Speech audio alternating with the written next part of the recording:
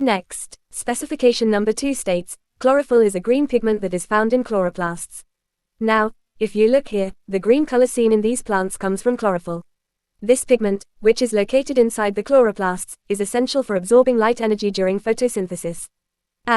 This visual effectively shows that chlorophyll is found within chloroplasts and is responsible for the green appearance of plants. Talking about chlorophyll, which is the green pigment responsible for the natural green color of plants. It is found inside the chloroplasts of plant cells, specifically in tiny folded structures called thylakoid membranes. When we look at plant cells under a light microscope, they appear green because of the presence of this pigment. You can actually see that in the image on the right, where the plant cells look bright green.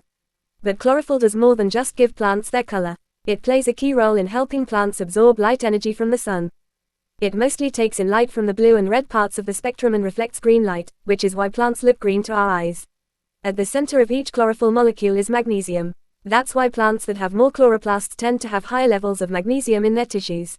So, chlorophyll is not just about color, it is essential for capturing sunlight and powering the process that helps plants make their own food.